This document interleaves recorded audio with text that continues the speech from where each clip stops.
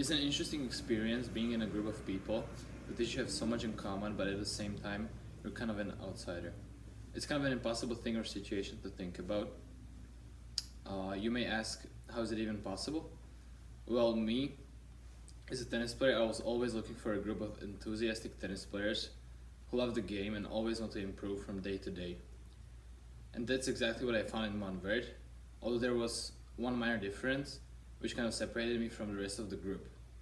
And that's the fact that I was from a different nationality than the others. It was this language barrier that made it for me kind of hard to fall into the group. But I face it as a challenge because I think that life is sometimes about pushing ourselves outside of our comfort zone. And at the end of the day, that is what makes us better and stronger. That is exactly what I did because I wanted to experience something new and different while at the same time pushing my limits.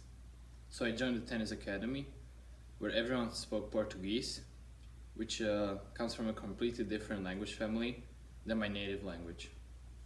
Most of the time when I was a part of this group, I had no idea what was going on because I simply couldn't understand them. I was just trying to anticipate what they were talking about. The absolutely worst nightmare for me were times when they were talking about me.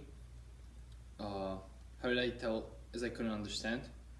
Well, when you're in a circle with 8 other people and all of them suddenly start looking at you while talking, you kind of predict that you're the target of the conversation. And that is exactly what happened. This was a horrific experience for me as they were making fun of me and I had no idea how to respond. Well, I didn't even know whether they were making fun of me or not. It was just my anticipation and instinct which told me that they might be doing it.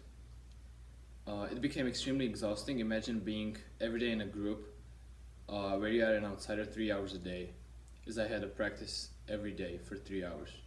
I started contemplating about leaving the school and thus solving the problem by the most easiest way. But I said to myself, no, I won't give up so easily.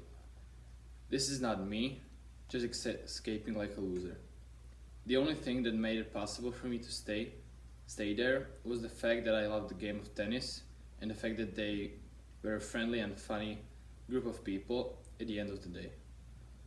I had to come up with an idea how to solve this situation and change my life a bit and change myself a bit. I realized that they could start teaching me Portuguese a bit, and that is exactly what I did. I started to engage with them by asking simple questions like how to say in Portuguese hello or how are you. I slowly started to pick up with their flow and language. That was the time when I was finally recognized in the group. Even they were excited to teach me their language and were proud that someone cares to learn about them more. Then I started to engage with them in English, and that was the other way of conversation with them. I found out more about their culture, country, and traditions, and after speaking with them and engaging more. Afterwards, I started to pick up on some of the vocabulary from their language, from paying close attention to their conversation.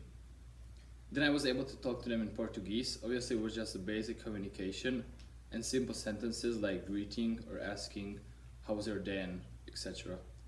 My confidence built up rapidly as I felt more acceptable and as I was engaging more and more.